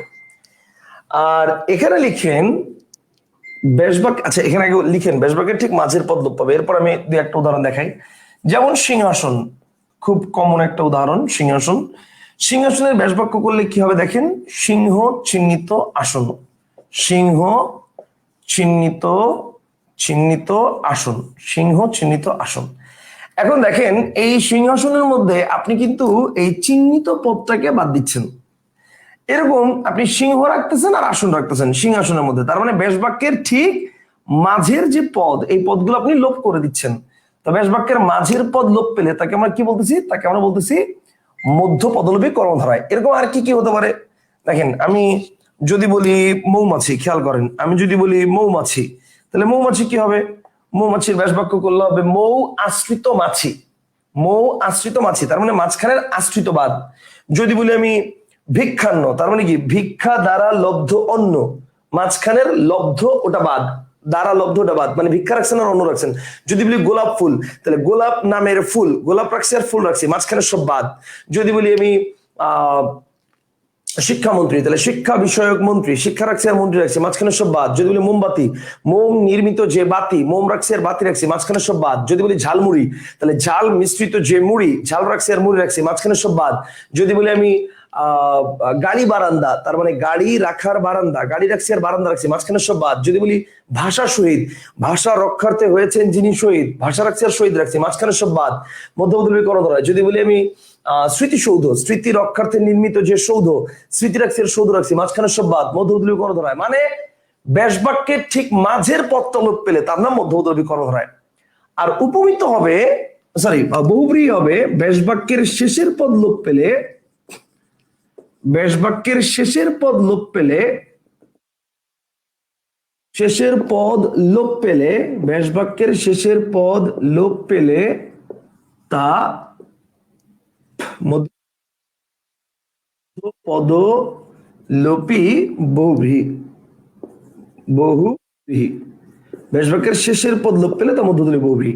আচ্ছা যেমন কি ভাই, যেমন আমি একটা উদাহরণ দিই, যেমন মনে করেন আমি বললাম গায়ে হলুদ। এখন চিন্তা করেন গায়ে হলুদ এটার ব্যাস বাক্য কি, গায়ে হলুদের ব্যাস বাক্য হচ্ছে গায়ে হলুদ দেওয়া হয় যে অনুষ্ঠানে। খেয়াল করেন দেখেন, গায়ে হলুদ দেওয়া হয় যে অনুষ্ঠানে, দেখেন গায়ে হলুদ দেওয়া হয় যে অনুষ্ঠানে, গায়ে হলুদ দেওয়া হয় যে অনুষ্ঠানে। তাহলে এই যে আমি বললাম গায়ে হলুদ দেওয়া হয় যে অনুষ্ঠানে, এখানে মানে মানে আলটিমেটলি দেখেন গায়ে হলুদ এই অংশটা বাদে আমি কিন্তু এই যে দেওয়া হয় যে অনুষ্ঠানে এটা পুরোটাই বাদ দিয়ে দিয়েছি, শুধু গায়ে হলুদ এইটুকু রেখেছি। তাইলে এখানে কিন্তু আমি কি করলাম, আমি দেখলাম যে মানে ব্যাস বাক্যের প্রথম অংশটা আছে, বাক্যের শেষ অংশগুলো লোপ পেয়ে যাচ্ছে। এরকম আমি যদি বলি দেখেন মুখে ভাত, আমি যদি বলি মুখে ভাত, তাহলে মুখে ভাতের ব্যাস বাক্য কি বলেন তো, ভাতের ব্যাস বাক্য হচ্ছে মুখে ভাত দেওয়া হয় যে অনুষ্ঠানে। বা আমি যদি বলি দেখেন, আমি যদি বলি হাতে খড়ি, খেয়াল করে দেখেন, আমি যদি বলি হাতে খড়ি, তাহলে হাতে খড়ির ব্যাস বাক্য কি, হাতে খড়ির ব্যাস বাক্য হচ্ছে হাতে খড়ি দেওয়া হয় যে অনুষ্ঠানে। মানে সিম্পলি যদি বলি ব্যাস বাক্যের ঠিক মাঝের পদটা লোপ পেলে মধ্যবর্তী করণ ধরে, ব্যাস বাক্যের শেষের পদ লোপ পেলে মধ্যবর্তী বহুব্রীহি। এই পর্যন্ত কি বুঝেছেন, আমাকে একটু জানান এই পর্যন্ত কি বুঝেছেন কিনা। এরপর আমি বলবো, এরপরে পরবর্তী আলোচনায় যাব, কারণ আগে এই পর্যন্ত বুঝেছেন কিনা সেটা বলেন। জি ভাইয়া বুঝতে পারছি। আচ্ছা এইটুক যদি বুঝে থাকেন, এইবার আসেন আপনার মনের মধ্যে একটা প্রশ্ন আসতে পারে, সেটা কি, সেটা হচ্ছে ভাইয়া এই গত 3 দিন ধরে আপনি সমাজ ক্লাস করাচ্ছেন এবং প্রত্যেক দিনই ক্লাসের মধ্যে একটা কথাই বলতেছেন, সেটা হচ্ছে মানে হাইলাইটস করতেছেন একটা কথা কি, সেটা হচ্ছে ব্যাস বাক্য দিয়ে সমাস নির্ণয় করা যাবে না, পরীক্ষার হলে ব্যাস বাক্য থাকে না, তাই ব্যাস বাক্যকে আমরা মানে খুব একটা প্রাধান্য দিব না। অথচ আপনি কর্মধারয় সমাস, মধ্যবর্তী কর্মধারয় এবং মধ্যবর্তী বহুব্রীহি পড়াচ্ছেন ব্যাস বাক্য দিয়ে। মানে আগে আমার ব্যাস বাক্য করতে হবে, ব্যাস বাক্য করে দেখতে হবে যে ব্যাস বাক্যের মাঝের পদ লোপ পেয়েছে নাকি শেষের পদ লোপ পেয়েছে। তাহলে ব্যাস বাক্যের মাঝের পদ শেষের পদ যদি লোপ পেয়ে আমার সমাস নির্ণয় করতে হয়, তার মানে ব্যাস বাক্য শিখে আমার সমাস নির্ণয় করতে হলে তো আমি আলটিমেটলি আমি যে চিন্তা ভাবনাটা করি যে ব্যাস বাক্য ছাড়া সমাস নির্ণয় করবো, সেটা তো হচ্ছে না, মিলতেছে না। এটা আপনার মাথায় আসতে পারে। দেখেন আপনার এই প্রশ্নের উত্তর দিচ্ছি, খুব মনোযোগ দিয়ে শুনেন। ব্যাপারটা হচ্ছে আপনাকে বোঝানোর জন্য বেসিক থেকে আমি প্রথমে হচ্ছে এইটা দেখাইছি, বাট অ্যাকচুয়ালি এটা নির্ণয় করার জন্য ব্যাস বাক্য লাগে না। পার্থক্যটা বোঝানোর জন্য আপনাকে ব্যাস বাক্যটা দেখাইছি, অ্যাকচুয়ালি এটা নির্ণয় করার জন্য ব্যাস বাক্য লাগে না। ব্যাস বাক্য ছাড়াই প্রপারলি এটা নির্ণয় করা যায় যে এটা কোন সমাস, বাট হাউ সেটা আমি দেখাচ্ছি। এবার আসেন, ব্যাপারটা হচ্ছে খুব সিম্পল। কর্মধারয় সমাস আমরা জানি এটা পরপদ প্রধান, আর বহুব্রীহি সমাস আমরা জানি এটা অন্য পদ প্রধান, দ্যাটস ইট। এটা হচ্ছে মেইন থিম। কর্মধারয় সমাসটা হচ্ছে পরপদ প্রধান আর বহুব্রীহি সমাসটা হচ্ছে অন্যপদ প্রধান। এটা হচ্ছে মেইন থিম, কথা বুঝতে পারছেন? কর্মধারয় সমাসটা হচ্ছে পরপদ প্রধান, বহুব্রীহি সমাসটা হচ্ছে অন্যপদ প্রধান। এবার একটু খেয়াল করেন ভাই, সিংহাসন, দেখেন সিংহাসনের মধ্যে কিন্তু সিংহ বা আসন এই দুইটা পদের মধ্যে আসন পদের প্রাধান্যটা বেশি। এখানে কিন্তু সিংহ পদের প্রাধান্যটা বেসিক্যালি মানে বেশি না। দেখেন সিংহাসন মানে আমি ওই আসনটাকে বোঝাচ্ছি যে আসনের মধ্যে সিংহের প্রতিকৃতি আঁকা আছে, কিন্তু এটা কি বাধ্যতামূলক যে সিংহাসনের মধ্যে সিংহের প্রতিকৃতি আঁকা থাকবে? না। আমি এমন অনেক সিংহাসন দেখেছি যেখানে সিংহের প্রতিকৃতি আঁকা নাই, ময়ূরের পেখমের প্রতিকৃতি আঁকা। বা এমন অনেক সিংহাসন দেখেছি যেটা মনে করেন যে ওটা কি বলে, মনে করেন যে উপরে অশ্বের মানে ঘোড়া দুই পাশে পা উঁচু করে আছে এরকম, বা উপরে মনে করেন সাপ এভাবে ফনা তুলে আছে, বা এমন সিংহাসন দেখেছি যেটার দুই পাশে বাজ পাখি ভাবে ডানা মেলে আছে, বা এমন সিংহাসন দেখছি যেটার মধ্যে কিছু সিংহাসন, ওটার মধ্যে রাজা বসে, এই জন্য এটার নাম সিংহাসন। ঠিক আছে, তাহলে এই যে আমরা এগুলোকে সিংহাসন বলতেছি, তাহলে সিংহের প্রতিকৃতি আঁকা থাকতে হবে বা সিংহ পদের প্রাধান্য আছে, এটা কি বাধ্যতামূলক? উত্তর হচ্ছে না। আমার কথা কি বুঝতে পারছেন? এইবার আসেন, ব্যাপারটা হচ্ছে তার মানে এখানে আমি কিন্তু পরপদের প্রাধান্যটাকে ফোকাস করতেছি, কিন্তু দেখেন গায়ে হলুদ, ভাই এবার আপনি বলেন গায়ে হলুদ দ্বারা কি গা কে বোঝায় না হলুদ কে বোঝায়? দুইটার একটাও না। গায়ে হলুদ দ্বারা একটা অনুষ্ঠান বোঝায়, গায়ে হলুদ দ্বারা কিন্তু এখন গা কেউ বোঝায় না, বুঝায় না। গায়ে হলুদ দ্বারা এখন কি বোঝায়? গায়ে হলুদ দ্বারা বোঝানো অনুষ্ঠানকে। সবচেয়ে বড় কথা, এখন দেখবেন যে কম্বাইন্ড গায়ে হলুদ গুলো হয়, ছেলে মেয়ের একসাথে যে গায়ে হলুদ গুলো হয়, সাধারণত এই ধরনের গায়ে হলুদের অনুষ্ঠানে গায়ে হলুদ টাচই করানো হয় না। কারণ বিয়ের প্রোগ্রামে এখন সাধারণত মেয়েদের ক্ষেত্রে সাধারণত বেশি পার্লার থেকে তো বলাই থাকে যে ফেসে কিন্তু হলুদ দেওয়া যাবে না, হলুদ দিলে কিন্তু মেকআপ বসবে না, ঠিক আছে, ইত্যাদি ইত্যাদি এটসেট্রা, অনেক ধরনের কথা থাকে। তো এই জন্য দেখা যায় যে হলুদ টাচই করে না, কিন্তু গায়ে হলুদ অনুষ্ঠান। সো গায়ে হলুদ অনুষ্ঠানে আসলে গা বা হলুদ পদের প্রাধান্য নাই, এটা একটা অনুষ্ঠান বোঝাচ্ছে। ঠিক আছে, সো এই কারণে গায়ে হলুদ দ্বারা কি বোঝায়? এটা অন্যপদ প্রধান, দ্যাট ইজ ওয়াই এটা বহুব্রীহি। তো ব্যাস বাক্যের উপর ডিপেন্ড না করে শুধু ওয়ার্ড দেখে এটা বোঝা যায় কোন সমাস, কথা বুঝতে পারছেন? কিন্তু আপনাদের পার্থক্যটা বোঝানোর জন্য আমি ব্যাস বাক্য দিয়ে বুঝাইছি। কনসেপ্টটা কি ক্লিয়ার? কি লিখছেন স্যার? মুখে ভাত হায়াত মাহমুদ স্যারের বইতে অলুক বহুব্রীহি সমাস দেওয়া, নবম দশম শ্রেণীর বইতেও অলুক বহুব্রীহি সমাস দেওয়া। আচ্ছা, শুধু নবম দশম না, নবম দশম শ্রেণীর বই, হায়াত মাহমুদ স্যারের বই, এবং আমি আরো বলি, আপনারা ঢাকা বিশ্ববিদ্যালয়ের ইয়াতে ওটা প্রাক্তন শিক্ষক, ওনার নাম হচ্ছে অধ্যাপক, আরে ব্যাকরণ জিজ্ঞাসা বইয়ের রাইটার, সৌমিত্র শেখর স্যার, সৌমিত্র শেখর স্যারের বইতেও এই মুখে ভাত হাতে খড়ি এগুলাকে আপনি অলুকের মধ্যে দেখতে পারবেন, এবং লজিক্যালি এটাকে অলুকও বলা যায়।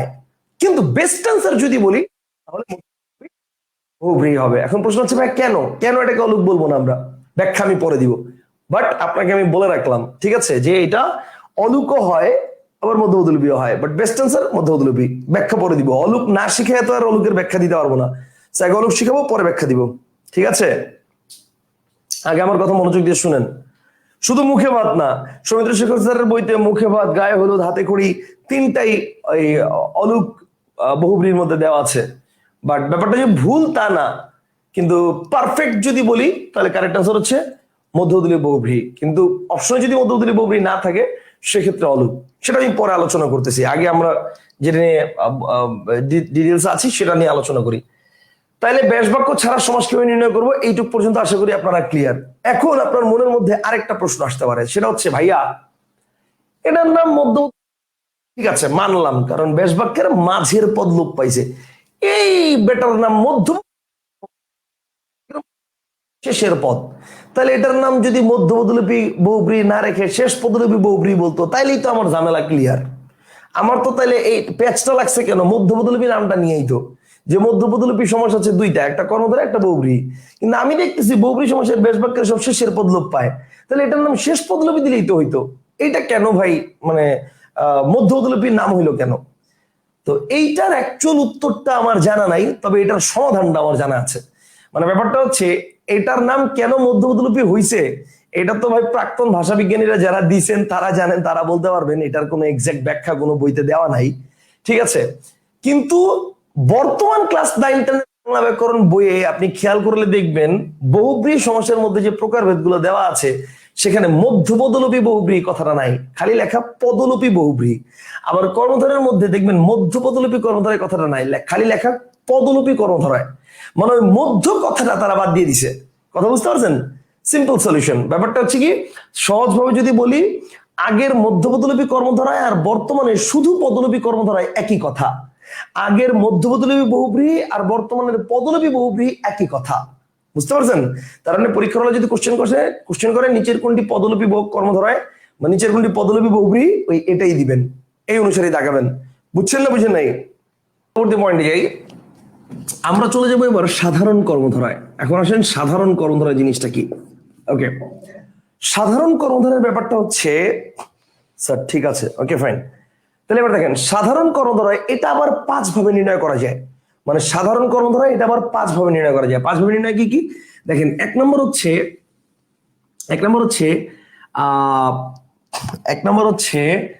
Adjective plus noun. একটা হচ্ছে, এক লাইন গ্যাপ দিন, আমি এখানে গ্যাপ দিব না, বাট আপনারা এক লাইন করে গ্যাপ দিবেন। Adjective plus noun. 2 নম্বর হচ্ছে অ্যাডজেক্টিভ প্লাস অ্যাডজেক্টিভ। 3 নম্বর হচ্ছে নাউন প্লাস অ্যাডজেক্টিভ। 4 নম্বর হচ্ছে নাউন প্লাস নাউন। এন্ড 5 নম্বর হচ্ছে টু ভার্বাল নাউন।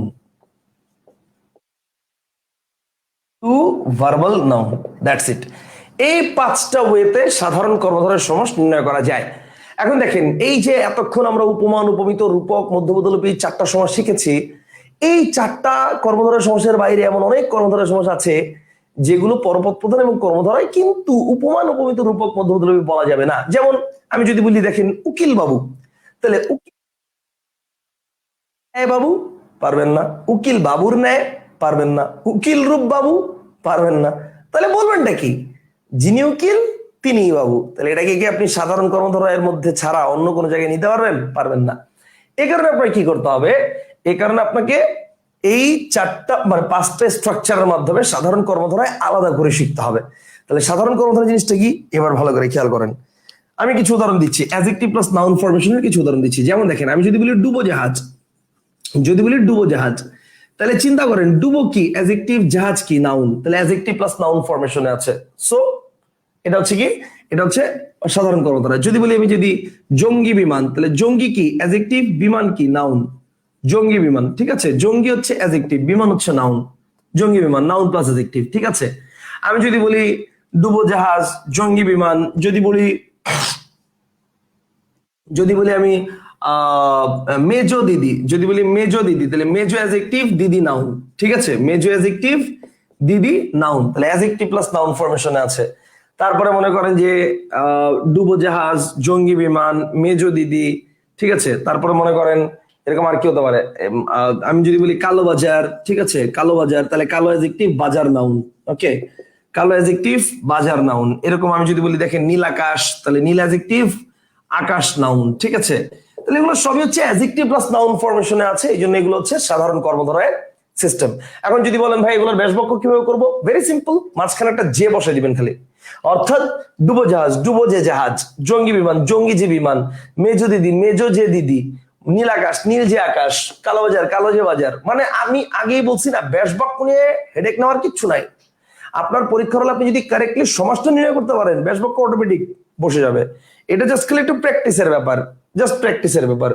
তাহলে এটা এতক্ষণ আপনাকে দেখালাম হচ্ছে অ্যাডজেক্টিভ প্লাস নাউন ফরমেশন। এবার একটু দেখবো আমরা অ্যাডজেক্টিভ প্লাস অ্যাডজেক্টিভ ফরমেশন। যেমন কি ভাই, যেমন আমি যদি বলি কাঁচা মিঠা, দেখেন কাঁচাও যা মানে কাঁচা অ্যাডজেক্টিভ, আবার মিঠাও অ্যাডজেক্টিভ, কাঁচা অ্যাডজেক্টিভ, মিঠা অ্যাডজেক্টিভ। আমি যদি বলি জীবন মৃত, আমি যদি বলি জীবন মৃত, ঠিক আছে, জীবন মৃত, তাহলে জীবন মৃত কিন্তু বলতে পারেন স্যার জীবন্ত নাউন। ব্যাপারটা হচ্ছে এটা ব্যাসবাক্য করলে দেখবেন জীবিত ও মৃত, মানে জীবিত হয়েও যিনি মৃত, তাহলে জীবিত অ্যাডজেক্টিভ, মৃত অ্যাডজেক্টিভ, ঠিক আছে, সেই লজিকে আসছে ওয়ার্ডটা জীবন মৃত। তাহলে দুটি কি অ্যাডজেক্টিভ, অ্যাডজেক্টিভ, কাঁচা মিঠা অ্যাডজেক্টিভ, অ্যাডজেক্টিভ। যদি বলি নম্র ভদ্র, যদি বলি নম্র ভদ্র, নম্র অ্যাডজেক্টিভ, ভদ্র অ্যাডজেক্টিভ। যদি বলি সহজ সরল, সহজ অ্যাডজেক্টিভ, সরল অ্যাডজেক্টিভ। দুটি কি, এগুলো সবই হচ্ছে অ্যাডজেক্টিভ, অ্যাডজেক্টিভ। এখন এখানে একটা প্যাচ আছে, প্যাচটা হচ্ছে এগুলো দেখে আপনার কাছে মনে হতে পারে স্যার কেন জানি দেখলে এগুলাকে দ্বন্দ্ব সমাস মনে হয়, নম্র ভদ্র, নম্র নম্র ভদ্র, তারপর হচ্ছে সহজ ও সরল, সহজ সরল, কাঁচা ও মিঠা, কাঁচা মিঠা, মানে এগুলোকে তো কেন জানি দেখলে দ্বন্দ্ব সমাস মনে হচ্ছে। এটাকে আমি সাধারণ কর্মধারায় কেন বলবো? দেখেন দ্বন্দ্ব সমাস মনে হচ্ছে, হতেও পারে, সমস্যা না। ফ্যাক্টটা হচ্ছে দ্বন্দ্ব সমাস উভয় পদ প্রধান, কিন্তু কর্মধারয় সমাসটা কি পরপদ প্রধান। দেখেন জীবন মৃত দিয়ে আমি মৃত অবস্থাটাকে বোঝাচ্ছি, মানে জীবিত, কিন্তু জীবিত মৃতর মতোই অবস্থা, মানে মৃতই বলা যায় তাকে, ঠিক আছে। তারপর দেখেন নম্র ভদ্র, অ্যাকচুয়ালি নম্র মানে নরম। আমি যদি বলি ছেলেটা অনেক নম্র ভদ্র, তাহলে আলটিমেটলি আপনি কি গুতা দিয়ে দেখছেন কি নরম নাকি শক্ত? আপনি তার, সে যে নরম প্রকৃতি এটা কিভাবে বুঝলেন? তার ভদ্রতার আচরণের মাধ্যমে বুঝছেন। সো ভদ্রপদের প্রাধান্যটা বেশি। আমি যদি বলি দেখেন লোকটা অনেক সহজ সরল, এখন আপনি বলেন একটা লোক, এটা কি কোনো অঙ্ক যে এটা সহজ হবে? মানে একটা লোক কি কখনো সহজ হইতে পারে? না। ব্যাপারটা হচ্ছে তার সরলতার গুণের উপর বেস করে আপনি তাকে বলতেছেন লোকটা অনেক সহজ সরল, ঠিক আছে। তো এই কারণে বলতেছি যে কাঁচা মিঠা, কাঁচা মিঠা দ্বারা বোঝাচ্ছে যে জিনিসটা মিঠা, মজা লাগতেছে, হোক না কাঁচা, কাঁচা হোক, মিষ্টি আছে। তো মিষ্টি পদের প্রাধান্যটা বেশি, পরপদের প্রাধান্যটা বেশি, এগুলো সব পরপদ প্রধান। এইগুলো এই জন্য, যেহেতু পরপদ প্রধান, এই জন্য দ্বন্দ্ব বলতে পারবেন না। বুঝতে পারছেন? মনে হতে পারে প্র্যাকটিসের অভাবের কারণে একটা সময় এগুলোকে দ্বন্দ্ব মনে হতো আমার নিজেরও, কিন্তু ব্যাপারটা হচ্ছে প্র্যাকটিস করতে করতে জিনিসগুলো এখন একটু ডিটেইলসে ডিপলি চিন্তা করলে মাথায় চলে আসে যে না, এগুলো দ্বন্দ্ব না। এরপর দেখেন, ও এগুলোর ব্যাসবাক্য কিভাবে করবেন? ভেরি সিম্পল, যা কাঁচা তাই মিঠা, অথবা কাঁচা অথচ মিঠা। জীবন মৃত, যদি বলি জীবিত হয়েও মৃত। নম্র ভদ্র, যা মানে যে নম্র সেই ভদ্র। সহজ সরল, যে সহজ সেই সরল, এরকম। বুঝতে পারছেন? আচ্ছা, এরপর এরপর হচ্ছে noun plus adjective, noun plus noun. এখন এখানে আপনার মনের মধ্যে আবার আরেকটা প্যাচ আসতে পারে, সেটা হচ্ছে ভাই এই অ্যাডজেক্টিভ প্লাস নাউন আর অ্যাডজেক্টিভ প্লাস অ্যাডজেক্টিভ এটা না হয় নতুন করে পড়তেছি, এটা আগে পড়ি নাই এই জন্য বুঝলাম, কিন্তু নাউন প্লাস নাউন বা নাউন প্লাস অ্যাডজেক্টিভ এটাতে একটু আগে আমি পড়ছি উপমান আর উপমিতর মধ্যে। উপমান পড়ছি নাউন প্লাস অ্যাডজেক্টিভ, আর উপমিত পড়ছি নাউন প্লাস নাউন। তাহলে ওইটার সাথে এটা ডিফারেন্সটা কি? এবার আসেন, ডিফারেন্সটা কি এটা বোঝানোর আগে আমি এটার কিছু উদাহরণ দিয়ে নিই। নাউন প্লাস অ্যাডজেক্টিভ কিছু উদাহরণ দিয়ে নিই। যেমন মনে করেন হলুদ বাটা, খেয়াল করেন, যেমন মনে করেন হলুদ বাটা, দেখেন হলুদ কি নাউন আর বাটা কি অ্যাডজেক্টিভ। হলুদ নাউন, বাটা অ্যাডজেক্টিভ। যদি বলি আমি আহ যদি বলি লঙ্কা পোড়া, তাহলে এবার খেয়াল করেন লঙ্কা কি নাউন, পোড়া কি অ্যাডজেক্টিভ। লঙ্কা পোড়া। যদি বলি করল্লা ভাজি, তাহলে এবার খেয়াল করেন, বা আলু ভর্তা, তাহলে এবার খেয়াল করেন আলু নাউন, ভর্তা তার অবস্থা, ঠিক আছে, মানে ভর্তা করছে, ভর্তা। আবার আপনি চিন্তা করেন না স্যার ভর্তা তো একটা নাউন, এইভাবে চিন্তা করেন না। আপনি চিন্তা করেন যে মানে তার মাইরা ভর্তা বানাইছে, তাহলে কি বানাইছে? ভর্তা বানাইছে, তার অবস্থা বোঝাচ্ছে আলুর ভর্তা অবস্থা, মানে আলুর থেতলানো অবস্থা, এটা বোঝাচ্ছে। তাহলে এবার দেখেন, তাহলে হলুদ নাউন, বাটা অ্যাডজেক্টিভ, লঙ্কা নাউন, পোড়া অ্যাডজেক্টিভ, আলু নাউন, ভর্তা অ্যাডজেক্টিভ। যদি বলি করল্লা ভাজি, তাহলে খেয়াল করেন করল্লা নাউন, ভাজি অ্যাডজেক্টিভ, ঠিক আছে। বেগুন পোড়া, ঠিক আছে, বেগুন ভাজি বা বেগুন পোড়া, তাহলে বেগুন নাউন, পোড়া অ্যাডজেক্টিভ, ঠিক আছে। তারপরে দেখেন শিশু বীর, তাহলে শিশু নাউন, বীর অ্যাডজেক্টিভ, ঠিক আছে। শিশু বীর, শিশু নাউন, বীর অ্যাডজেক্টিভ। তাহলে এগুলো সবই হচ্ছে কি নাউন প্লাস অ্যাডজেক্টিভ ফরমেশনে আছে। কোন ফরমেশন ভাই? নাউন প্লাস অ্যাডজেক্টিভ ফরমেশনে আছে।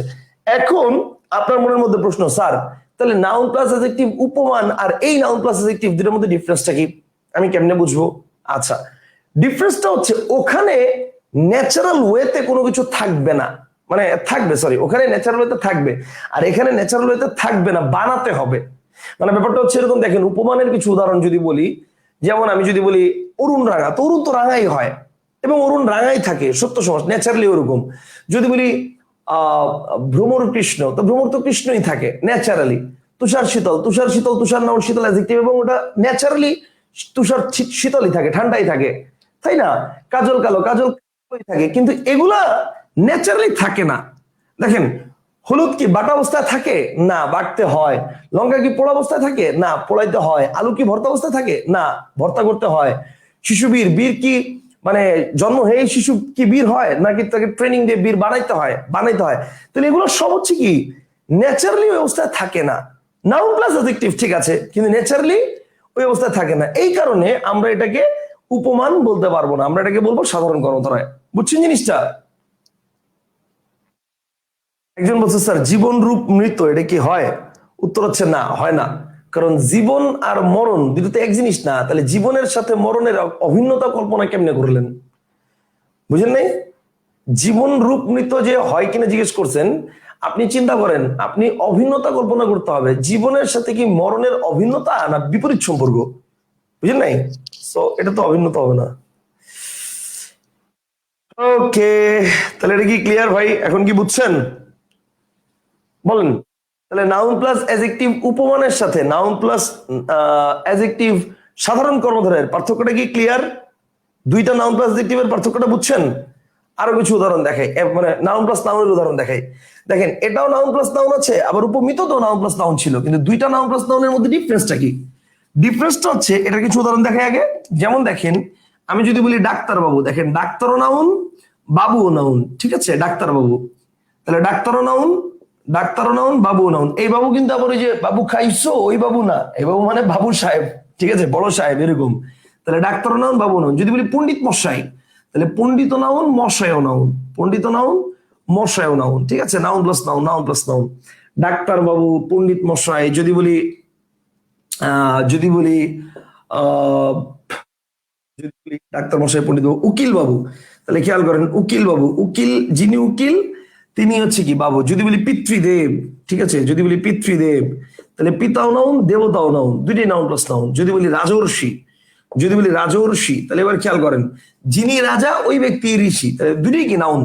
মানে এগুলো সবই নাউন প্লাস নাউন। এখন প্রশ্ন হচ্ছে স্যার, তাহলে উপমিতর নাউন প্লাস নাউনের সাথে এইটা নাউন প্লাস নাউনের ডিফারেন্সটা কি? ওকে, উপমিতর নাউন প্লাস নাউনের সাথে এটা নাউন প্লাস নাউনের ডিফারেন্সটা হচ্ছে, উপমিততে দুইটা আলাদা বিষয়কে বোঝানো হয়ে যায়, আর এখানে একজনকে বোঝানো হয়। যেমন উপমিততে কি ছিল নাউন প্লাস নাউন, যেমন মনে করেন ছিল চাঁদ মুখ, তাহলে চাঁদ আর মুখ দুইটা কি এক জিনিস নাকি দুইটা আলাদা জিনিসের মধ্যে চিন্তা ভাবনা করা হয়েছে? কিন্তু এখানে দেখেন, বা মনে করেন আর কি ছিল, যেমন মনে করেন ফুলকুমারী, ফুল আর কুমারী কি এক জিনিস? চাঁদের মুখ কি এক জিনিস? বাহুলতা, বাহুলতা কি এক জিনিস? তারপর হচ্ছে মনে করেন আমি যদি বলি অধর পল্লব, অধর আর পল্লব কি এক জিনিস? সব আলাদা আলাদা দুইটা জিনিস। কিন্তু এগুলা ভাই, যে ব্যক্তি ডাক্তার অন্য ব্যক্তিকে বাবু বলা হচ্ছে না, ওই ব্যক্তিকেই বাবু বলতেছে। যে ব্যক্তি পণ্ডিত ওই ব্যক্তিকেই মশাই বলতেছে। যে ব্যক্তি উকিল ওই ব্যক্তিকেই বাবু বলতেছে। যে ব্যক্তি পিতা ওনাকেই আমি দেবতার সমান সম্মান করছি, অন্য কেউ না। যে ব্যক্তি পিতা ওনাকেই দেবতার সমান সম্মান করছি। যে ব্যক্তি রাজা উনি ঋষি। সো একজনকে বোঝাচ্ছে। বুঝতে পারছেন ডিফারেন্স? ওকে ফাইন, বুঝছেন কিনা এটা হচ্ছে কথা। আচ্ছা, এবার এখন টু ভার্বাল নাউন, এটার ব্যাপারটা একটু বলি।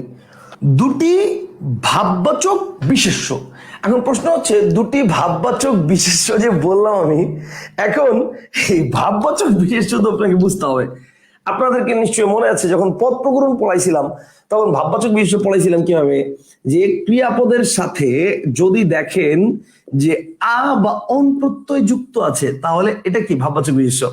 যেমন আমি যদি বলি দেখেন দেখা, চলা, বলা, অথবা মনে করেন যে দর্শন, ভোজন, গমন, শ্রবণ, স্মরণ, ঠিক আছে, চলন, ইত্যাদি ইত্যাদি। তো এরকম যদি দেখেন যে দুইটা ভার্বাল নাউন আছে, দুইটা ক্রিয়াবাচক বিশেষ্য আছে, সেটা হচ্ছে কি? সেটা হচ্ছে এই ইয়ার মধ্যে পড়বে সাধারণ কর্মধারয়। যেমন আমি যদি বলি ধোয়া মোছা, খেয়াল করেন ধোয়া মোছা, তাহলে দেখেন ধোয়া মোছা দুইটি কি ভাববাচক বিশেষ্য। আমি যদি বলি যাওয়া আসা, তাহলে খেয়াল করেন যাওয়া আসা দুটোই কি ভাববাচক বিশেষ্য। যদি বলি আমি মানে যদি বলি ধোয়া মোছা, যাওয়া আসা, তারপর হচ্ছে নাওয়া খাওয়া, ঠিক আছে, নাওয়া খাওয়া, এগুলো হচ্ছে কি? এগুলো হচ্ছে ভাববাচক বিশেষ্য। ওকে, ধোয়া মোছা, যাওয়া আসা, নাওয়া খাওয়া, এগুলো হচ্ছে কি? এগুলো হচ্ছে ভাববাচক বিশেষ্য। এখন আপনার মনের মধ্যে একটা প্রশ্ন আসতে পারে, ভাই এগুলা ভাববাচক বিশেষ্য তো বুঝলাম আপনার লজিক অনুযায়ী, ঠিক আছে, মানে দুটি ভাববাচক বিশেষ্য সেই হিসেবে সাধারণ কর্মধারায় বুঝলাম আপনার লজিক অনুযায়ী, ঠিক আছে, কিন্তু কথা হচ্ছে ভাই আমার তো দেখা দ্বন্দ্ব মনে হয়। মানে আপনার মনের মধ্যে প্রশ্ন আসতে পারে, ভাই আমার তো দেখা দ্বন্দ্ব মনে হয়, যাওয়া ও আসা, যাওয়া আসা, নাওয়া ও খাওয়া, নাওয়া খাওয়া, ধোয়া ও মোছা, ধোয়া মোছা, এই লজিকে তো আমার দ্বন্দ্ব মনে হয়। এখন তাহলে এটাকে আমি দ্বন্দ্ব কেন ধরবো না? উত্তর ওই একটাই, দ্বন্দ্ব হচ্ছে উভয় পদ প্রধান আর কর্মধারয় হচ্ছে পরপদ প্রধান। খেয়াল করে দেখেন ধোয়া মোছা, এখানে কিন্তু ধোয়া পদের প্রাধান্য না, ব্যাপারটা হচ্ছে মোছা পদের প্রাধান্য। মনে করেন আপনার আম্মা বাইরে যাচ্ছে, বাইরে যাওয়ার আগে আপনাকে দুইটা কলম দিল, দিয়া বললো যে তুমি এই কলম দুইটাকে ধুয়ে মুছে পরিষ্কার করে রেখো। এখন আপনি একটাকে পানি দিয়ে সুন্দর করে ধুয়ে তারপরে মুছছেন, আর একটাকে শুধু আপনি মুছে ফেলছেন, সুন্দর করে পরিষ্কার করছেন। আপনার আম্মা এসে কিন্তু দেখলো দুইটা কলমই পরিষ্কার, দ্যাটস ইট। আপনার মানে তার কাছে কিন্তু এটাই ফ্যাক্ট যে পরিষ্কার হয়েছে জিনিসটা। এটা ধুইছেন না মুছছেন এটা কিন্তু তার কাছে ফ্যাক্ট না। দ্যাট ইজ ওয়াই এখানে মোছা পদের প্রাধান্যটা বেশি। কথা বুঝতে পারছেন? ধোয়া মোছা অর্থাৎ আগে ধোয়া পরে মোছা। এরপরে দেখেন যাওয়া আসা। এখন আপনার কাছে মনে হতে পারে স্যার যাওয়া আসা এটার মধ্যে মানে দুইটা পদ্ধতিতে প্রাধান্য আছে, যাওয়া আসা। আচ্ছা, ব্যাপারটা হচ্ছে এরকম যে না, যাওয়া আসা দ্বারা অ্যাকচুয়ালি আশা পদের প্রাধান্যটা একটু এখানে বেশি বোঝাচ্ছে, ফোকাসটা বোঝাচ্ছে। কেমনে? মনে করেন যাওয়া আসা কথাটা কখন বলে? মনে করেন আপনি কোন একটা জায়গায় আসেন না, সেই তখন বলে। বা মনে করেন আসেন, আসেন না বা আসেন, তখন এই যাওয়া আসা কথা বলে। কি ব্যাপার, আজকাল দেখছি ওই জায়গায় তোমার একটু বেশি যাওয়া আসা হচ্ছে, তার মানে কি আপনি একটু নিয়মিত ওই জায়গায় যাচ্ছেন বা আসতেছেন। কথা বুঝতে পারছেন? এরকম। বা মনে করেন এরকম যে এই পথ দিয়ে তো প্রতিদিনই যাও, একদিন একটু আমার বাসায় যাওয়া আসা করলেও তো পারো। তাহলে ব্যাপারটা হচ্ছে মানে কি আমার বাসায় আসতে পারো সেটা বোঝাচ্ছি আমি। ঠিক আছে, আমার বাসা থেকে যাইতে পারো এটা বোঝাচ্ছি না, তুমি তার আমার বাসায় থাকো না যে তুমি আমার বাসা থেকে যাবা। সেই কারণে যাওয়ার সাথে এখানে আশাপদের প্রাধান্যটাকে ফোকাস করছে। আবার দেখেন এই যে নাওয়া খাওয়া, নাওয়া খাওয়ার ব্যাপারটা কেমন? মনে করেন আপনার ফ্রেন্ড আপনাকে বললো, দোস্ত একটু নাওয়া খাওয়া করে নে, তোকে নিয়ে একটা জায়গায় ঘুরতে যাবো, আসতে কিন্তু লেট হবে। এখন এই যে আপনাকে আপনার ফ্রেন্ড বললো, দোস্ত একটু নাওয়া খাওয়া করে নে। এখন নাওয়া মানে কি? গোসল করা, আর খাওয়া মানে খাওয়া। তো নাওয়া খাওয়া করে নে বলতে কি আপনার ফ্রেন্ড আপনাকে এটা বুঝাইছে যে তুই গোসল করে খায় নে, আমাদের আসতে দেরি হবে? নাকি এটা বুঝাইছে যে তুই খায়া নে, আসতে দেরি হবে? গোসল করাটা কিন্তু ফ্যাক্ট না। ফ্যাক্ট হচ্ছে আমাদের আসতে দেরি হবে, খিদা লাগতে পারে। আসতে দেরি হবে, তুই গোসল না করলে কি সমস্যা? খুব তা তো না। সেই জন্য আসতে দেরি হবে, তুই খায়া নে, ব্যাপারটা হচ্ছে এরকম। খাওয়া পদের প্রাধান্যটা বেশি। এই কারণে নাওয়া খাওয়া, যাওয়া আসা এগুলো সব হচ্ছে কি পরপদের প্রাধান্য বেশি। লজিকে সব কি সাধারণ কর্মধারয় সমাস। আশা করি বুঝতে পারছেন।